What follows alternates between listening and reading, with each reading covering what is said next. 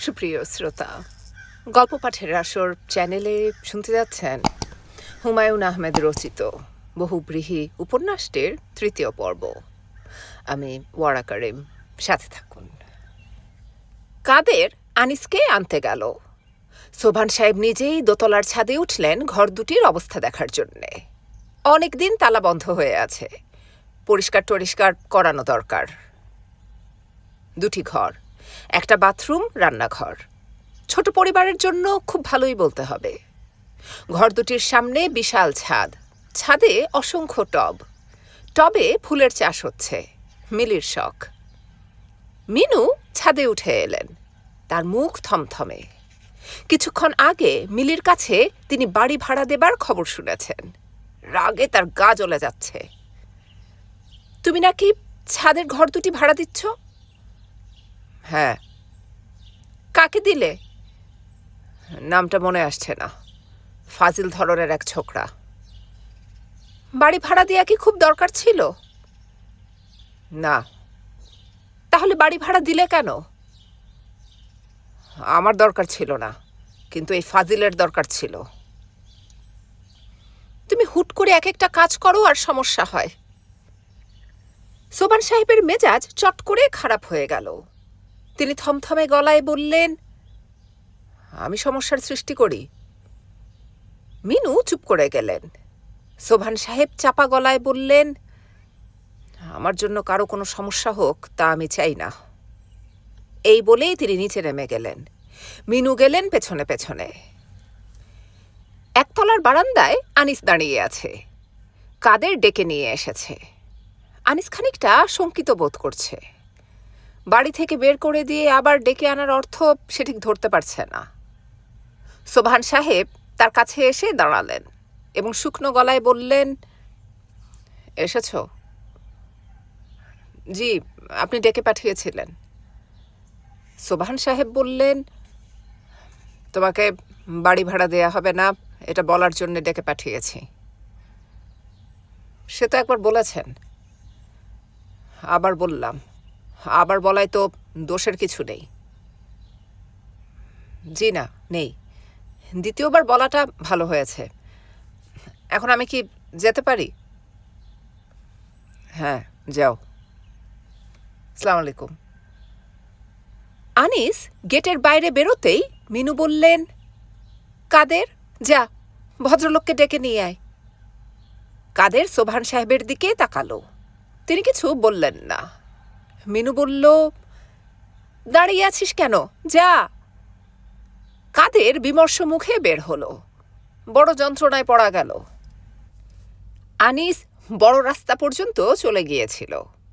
কাদের সেখানেই তাকে ধরল। নিষ্প্রাণ গলায় বলল, আপনারে বুলায়। আনিস বলল, ঠাট্টা করছো? জি না, আবার যাইতে বলছে। আবার যাব? যাইতে ইচ্ছা না হইলে যায়েন না। আমারে খবর দিতে কইছে, খবর দিলাম। যাওন না যাওন আপনার ইচ্ছা। নাম কি তোমার? আমার নাম মোহাম্মদ আব্দুল কাদের, সৈয়দ মোহাম্মদ আব্দুল কাদের। সৈয়দ নাকি?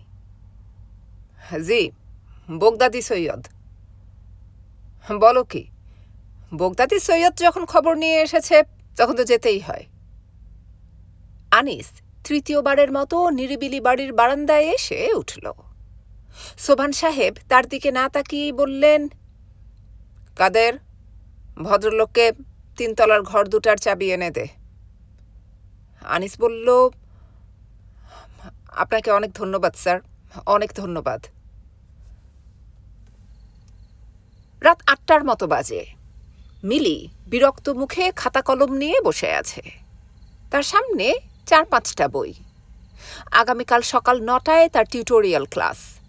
অ্যাসাইনমেন্ট কিছুই এখনও করা হয়নি। বিষয়টাই মাথায় ঢুকছে না। এর আগে টিউটোরিয়ালে B- পেয়েছে, এবার মনে হচ্ছে C- হবে। খাতায় প্রথম বাক্যটা লিখে শেষ করার আগেই কাদের এসে ঘরে ঢুকে বলল, আফা, আপনারা ডাকে। মিলি রাগী গলায় বলল, কে ডাকে? ডাক্তার সাহেব, গ্রিন ফার্মেসির চ্যাংড়া ডাক্তার। আমাকে ডাকছে কি জন্যে? আমার কাছে কি? আমি কেমনে কই আফা? আমি হইলাম গিয়া চাকর মানুষ, আমার সাথে কি আর খাতিরের আলাপ করব? মিলি কঠিন গলায় বলল, তুই কথা বেশি বলিস, কথা কম বলবি। অর্ডার দিলে কথাই কমু না, অসুবিধা কি? কথা কওনের মধ্যে তো আফা আরামের কিছু নাই। যা আমার সামনে থেকে। কাদের গম্ভীর মুখে বের হয়ে গেল। পেছনে পেছনে আসছে মিলি। বেয়াক্কেল ডাক্তারের জন্যে তার মেজাজ খুবই খারাপ হয়েছে, যদিও তাকে দেখে তা বোঝা যাচ্ছে না। মনসুরের পোশাক আশাক আজ খুবই পরিপাটি। শার্ট প্যান্ট সবই নতুন কেনা হয়েছে, জুতা জোড়াও নতুন। জুতা জোড়া সাইজে খানিকটা ছোট হয়েছে, কেনার সময় তা ঠিক বোঝা যায়নি, এখন জানান দিচ্ছে। পা টন টন করছে, পায়ের আঙ্গুলে রক্ত চলাচল বন্ধ হয়ে গেছে কিনা কে জানে। মিলিকে দেখে সে উঠে দাঁড়ালো। মিলি বলল, কি ব্যাপার ডাক্তার সাহেব? না মানে, আপনার বাবার প্রেশারটা চেক করতে এসেছিলাম। আপনাকে কি আসতে বলেছিল কেউ? জি না, তবে ওনার যেহেতু হাই প্রেশারের টেন্ডেন্সি, কাজেই প্রায় চেক করানো দরকার। ও আচ্ছা, আমি আপনাদের বাসার সামনে দিয়ে যাচ্ছিলাম, ভাবলাম দেখেই যাই। ভালো করেছেন। বাবা দোতলায় তার ঘরে আছেন, আসুন আপনাকে তার কাছে নিয়ে যাচ্ছি। চলুন। মিলি সিঁড়ি দিয়ে উঠতে উঠতে বলল, আপনি খুঁড়িয়ে খুঁড়িয়ে হাঁটছেন কেন? মনসুর লজ্জিত গলায় বলল, নতুন জুতা, সাইজে ছোট হয়েছে, কেনার সময় বুঝতে পারিনি। মনসুর সিঁড়ির শেষ মাথা পর্যন্ত উঠল না, হঠাৎ দাঁড়িয়ে পড়ল। দিশাহারা গলায় বলল, একটা ভুল করে ফেলেছি। প্রেশার মাপার যন্ত্র ফেলে এসেছেন, তাই না? জি। তাহলে আজ বরং চলে যান, বাবার শরীর যদি খারাপ হয় আপনাকে খবর দেব। আমি বরং এক দৌড়ে নিয়ে আসি, যাবো আর আসবো। তেমন ইমার্জেন্সি না তো, ব্যস্ত হবার কিছুই নেই। আপনি সিঁড়ি ধরে ধরে নামুন, ওই দিনের মতো না হওয়াটাই ভালো। মনসুরের বেশ মনটা খারাপ হয়ে গেল। মেয়েটা ওই দিনকার ঘটনাটা ভুলতেই পারছে না। সামান্য দুর্ঘটনার বেশি তো কিছু না। দুর্ঘটনা মানুষের জীবনে ঘটে না, সবসময়ই তো ঘটছে। অতিরিক্ত সাবধানতার জন্যেই কিনা কে জানে, সিঁড়ির মাঝামাঝি এসে মনসুরের নতুন জুতা স্লিপ কাটল। অতি সহজেই মনসুর নিজেকে সামলাতে পারত, কিন্তু সে কেন জানি মিলির মুখের দিকে তাকাতে গেল, আর তখনই রেলিংয়ে ধরে রাখা হাত ফসকে গেল। সে গড়িয়ে পড়ে গেল নিচে। আজ ওই দিনের চেয়েও ভয়াবহ শব্দ হল। সোবহান সাহেব, ফরিদ, কাদের এবং রহিমার মা ছুটে এলো। সোবহান সাহেব বললেন, কি ব্যাপার? মিলি বলল, ডাক্তার সাহেব পড়ে গেছেন। ফরিদ বিস্মিত গলায় বলল, কোন ডাক্তার? ওই দিনকার ওই পাগলা ডাক্তার? মিলিকে ওই প্রশ্নের জবাব দিতে হলো না। মনসুর উঠে দাঁড়িয়ে বলল, একেবারেই ব্যথা পাইনি। ফরিদ বলল, আপনি ব্যথা পেয়েছেন কি পাননি এটা আমার জিজ্ঞাস্য নয়। আমি জানতে চাচ্ছি আপনাদের ডাক্তারি শাস্ত্রে আছাড় খাওয়া রোগ নামে কোনো রোগ আছে কিনা। যদি থেকে থাকে তাহলে সেই রোগের চিকিৎসা আছে, নাকি সেটা দুরারোগ্য ব্যাধি? মনসুরের মনে হলো ইনি রসিকতা করছেন। অপমানজনক পরিস্থিতিতে রসিকতা খুবই ভালো জিনিস। সবাই মিলে একসঙ্গে হেসে উঠলে ব্যাপারটা হালকা হয়ে যায়। সবাই হেসে উঠবে এই ভেবে মনসুর উচ্চস্বরে হাসল। আশ্চর্য, অন্য কেউ তার সঙ্গে হাসছে না, বরঞ্চ কেমন অদ্ভুত দৃষ্টিতে তাকাচ্ছে। নির্ঘাত তাকে পাগল ভাবছে। ফরিদ বলল, কাদের, ইনাকে ধরাধরি করে বাসায় রেখে আয়। আমার ধারণা ভদ্রলোকের ব্রেইন ফাংশন করছে না। এই যে ভাই ডাক্তার সাহেব, আপনি কাদেরের সঙ্গে যান, সপ্তাহখানেক বেড রেস্টে থাকবেন। বিশ্রামের মতো ভালো জিনিস আর কিছু নেই।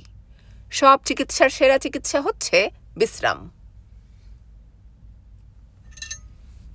নিরিবিলি বাড়ির দুজন সদস্য রাতের খাবার খেতে বসেছে, ফরিদ এবং মিলি। মিনু বেশিরভাগ সময় রাতে খান না, আজও খাবেন না। বাকি শুধু সোবহান সাহেব। ফরিদ এবং মিলি প্লেটে ভাত নিতে নিতে সোবহান সাহেব এসে পড়লেন। ফরিদ হাসি মুখে বলল, কেমন আছেন দুলাভাই? সোবহান সাহেব অগ্নিদৃষ্টিতে তাকালেন। কথা বলছেন না কেন দুলাভাই? রাগ করলেন নাকি? চুপচাপ খাওয়া দাওয়া করো, আমাকে বিরক্ত করবে না। দুলাভাই, খাবার টেবিল হচ্ছে সামাজিকভাবে মেলামেশার একটা স্থান। নিঃশব্দে খাওয়া দাওয়া করে উঠে যাওয়া খাবার টেবিলের উদ্দেশ্য নয়। চুপ করো। এত ভালো যন্ত্রণা হলো দেখি, কিছু বললেই চুপ করো। আপনার সমস্যাটা কি? মিনু লেবু দিতে এসে বললেন, চুপচাপ খেয়ে বিদায় হও ফরিদ, ভেজর ভেজর করিস না। ফরিদ দীর্ঘ নিঃশ্বাস ফেলল। গল্প গুজব করে খাওয়া দাওয়া করতে তার ভালো লাগে। দুলাভাই টেবিলে থাকলে তা সম্ভব হয় না। সোবহান সাহেব মিনুর দিকে তাকিয়ে বললেন, আজও ইলিশ? পরপর 3 দিন ইলিশ মাছ হয়ে গেল না? কি করব, বাজারে মাছ নেই। কাদেরকে পাঠালে ইলিশ নিয়ে চলে আসে। মাছের খুব আকাল। সোবহান সাহেব মিলির দিকে তাকিয়ে আফসোসের স্বরে বললেন, এই দেশ মাছে একসময় ভর্তি ছিল। মেঘের ডাক শুনে ঝাঁক বেঁধে কই মাছ পানি ছেড়ে শুকনায় উঠে পড়ত।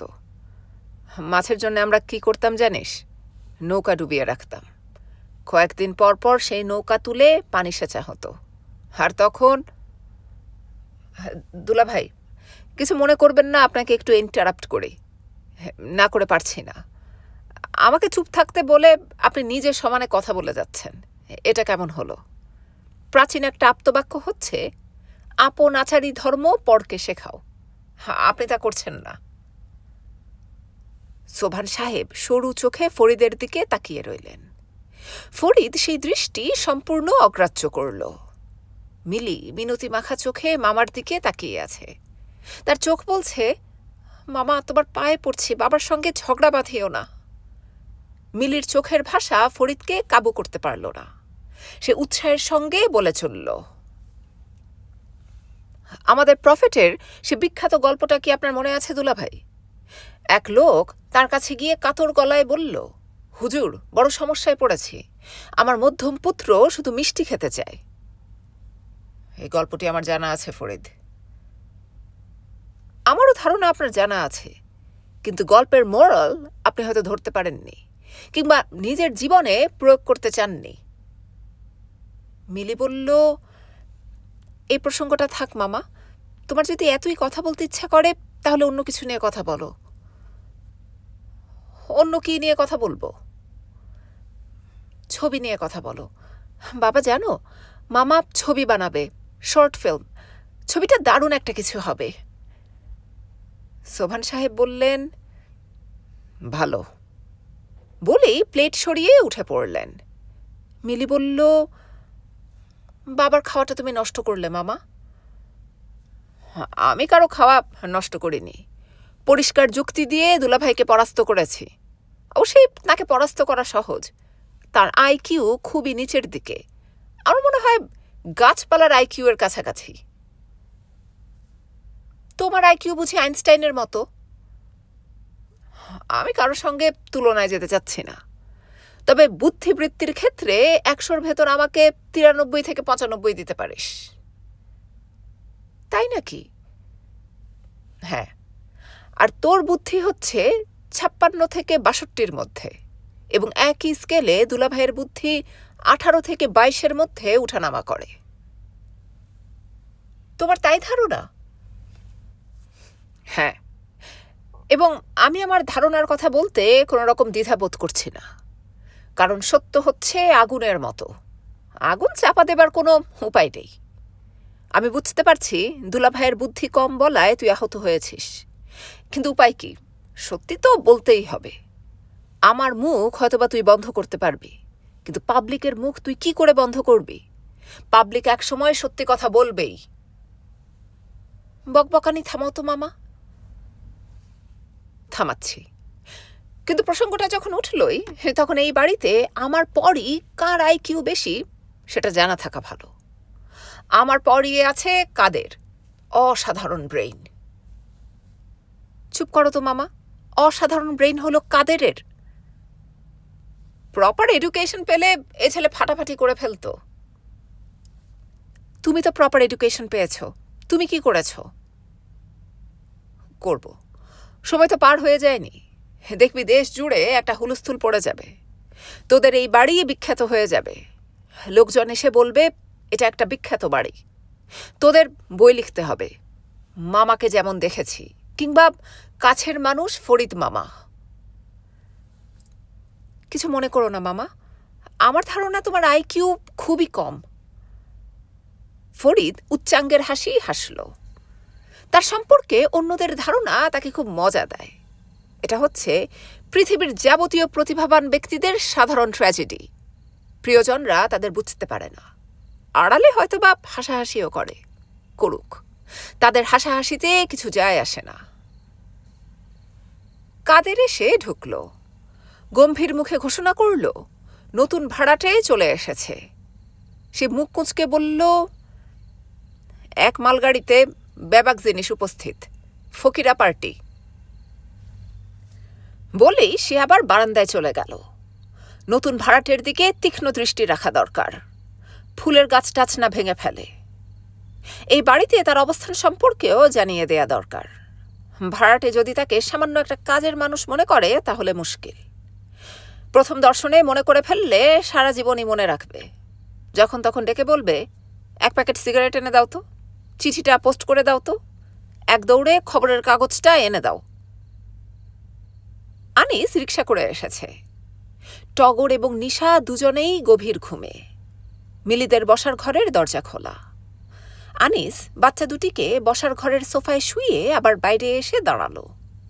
কাদেরের দিকে তাকিয়ে বলল, কাদের, তুমি সুটকেস দুটা উপরে দিয়ে আসো তো। কাদের তৎক্ষণাৎ বলল, কুলির কাম আমি করি না ভাইজান, সৈয়দ বংশ, বকশিস পাবে। এই বংশের লোক বকশিসের লোভে কিছু করে না ভাইজান, আমরা হইলাম আসল সৈয়দ, বোগদাদি সৈয়দ। আনিস নিজেই জিনিসপত্র টানাটানি করে তুলতে লাগলো।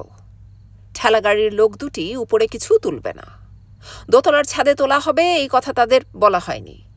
এখন যদি তুলতে হয় 50 টাকা বাড়তি দিতে হবে। অবিশ্বাস্য হলেও সত্যি যে আনিসের হাতে এই মুহূর্তে 50টা টাকাও নেই। এই বাড়িতে সে কপরদক শূন্য অবস্থাতেই উঠে এসেছে। মিলি কি করতে জানি বসার ঘরে ঢুকেছিল। সোফাতে দুটি শিশুকে শুয়ে থাকতে দেখে সে এগিয়ে এলো। আহা, কি মায়া কাড়া চেহারা!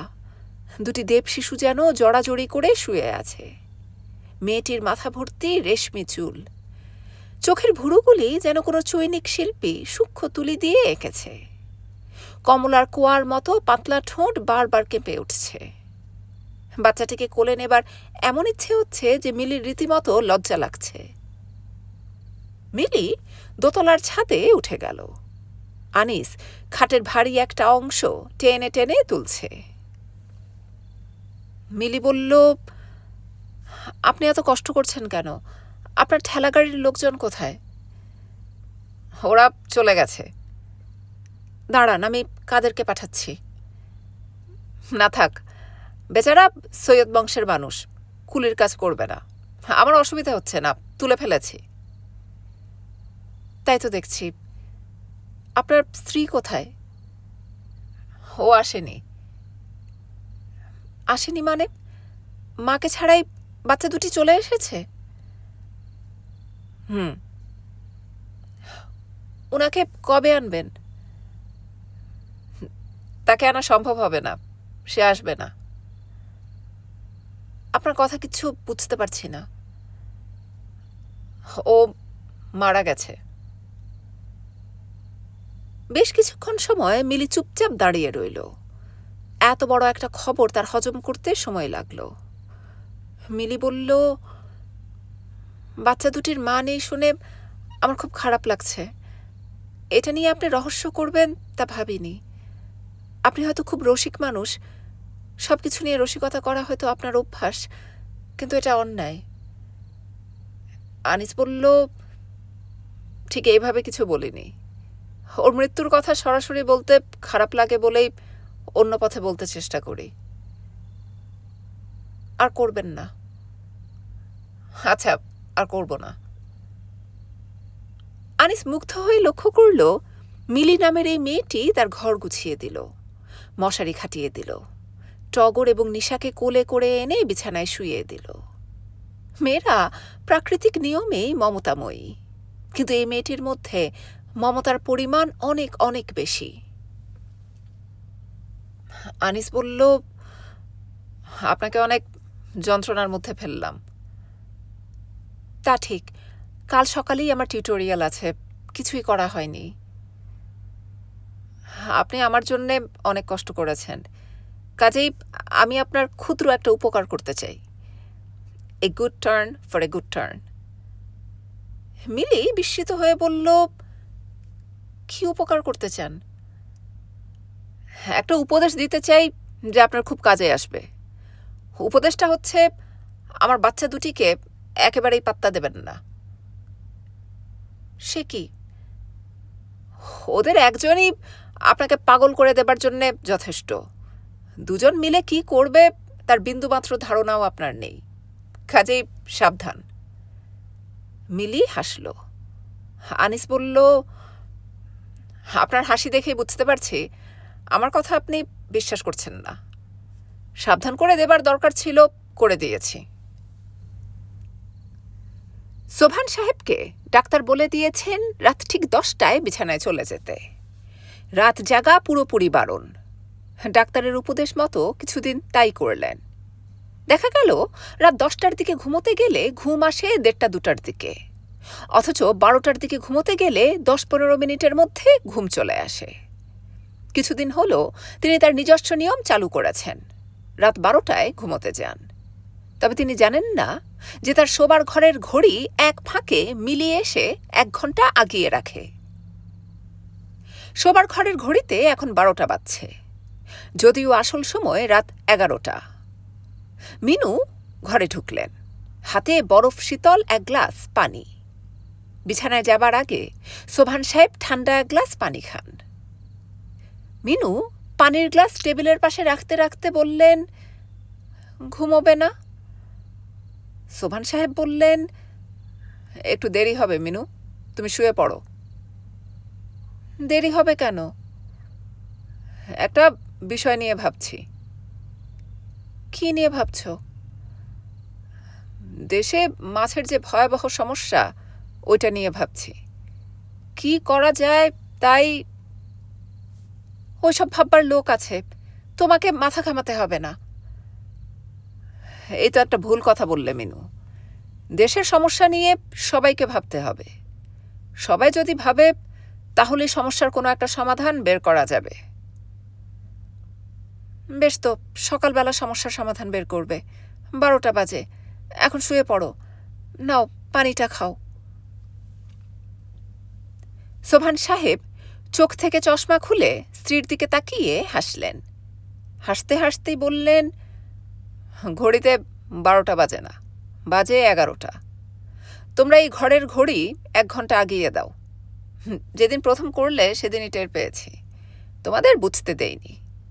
তোমরা যা করছো আমার প্রতি মমতাবশতই করছো, কিন্তু কাজটা ঠিক না। তোমরা ধোঁকা দেবার চেষ্টা করছো। ধোঁকা দেয়া অন্যায়। যাও শুয়ে পড়ো।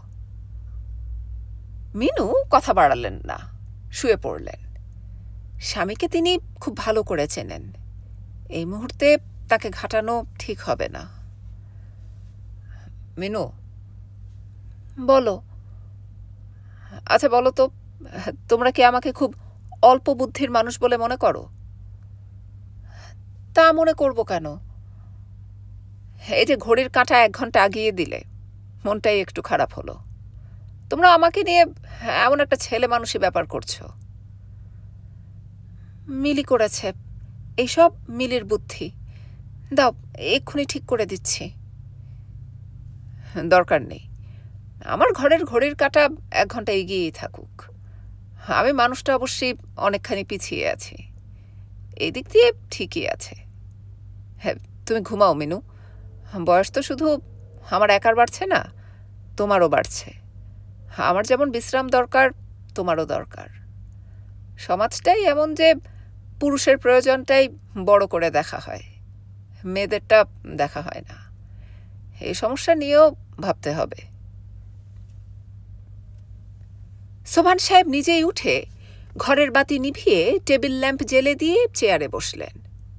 তার সামনে একটা বিশাল খাতা, খাতায় লেখা মৎস্য সমস্যা। খাতার প্রথম পাতায় এদেশের সব রকম মাছের নাম লেখা আছে। দেশে কত ধরনের মাছ পাওয়া যায়, কোন অঞ্চলে কোন মাছের কী নাম, সব আগে লেখা দরকার। সব জাতের মাছের ব্রিডিং টাইম কি এক, না এক এক মাছের এক এক সময়, তাও জানা দরকার। মাছের খাবার কি। সোবহান সাহেবের মন খারাপ লাগছে। তিনি মাছের দেশের মানুষ, অথচ মাছের ব্যাপারে প্রায় কিছুই জানেন না। শুধু জানেন বৈশাখ জ্যৈষ্ঠ মাসে যখন আকাশ গুড় গুড় করে ওঠে, তখন কই মাছের ঝাঁক পানি ছেড়ে শুকনোয় উঠে আসে। রহস্যময় ব্যাপার। এই পৃথিবী যিনি সৃষ্টি করেছেন, তিনি কত অদ্ভুত রহস্য চারদিকে ছড়িয়ে দিয়েছেন। তাকে চিনতে হবে এইসব রহস্যের মাঝে। মিলি বারান্দায় হাঁটছে, হাঁটতে হাঁটতে গুনগুন করে গান গাইছে। মেয়েটার গানের গলা চমৎকার, অথচ ভালো করে গান শিখল না। তার ইচ্ছা করল মেয়েকে ডেকে পাশে বসিয়ে গান শুনেন। তা সম্ভব হবে না। গাইতে বললে মিলি গাইতে পারে না। সে নাকি গান করে নিজের জন্যে, অন্য কারো জন্যে না। মিলি গাইছে, বলি গো সজনী যেও না যেও না, তার কাছে আর যেও না। সুখে সে রয়েছে সুখে সে থাকুক, মোর কথা তারে বলো না বলো না। সুন্দর গান তো। সোবহান সাহেবের মন আনন্দে পূর্ণ হল। তিনি খাতা বন্ধ করে বারান্দায় এসে দাঁড়ালেন। মিলি রেলিংয়ে হেলান দিয়ে আছে।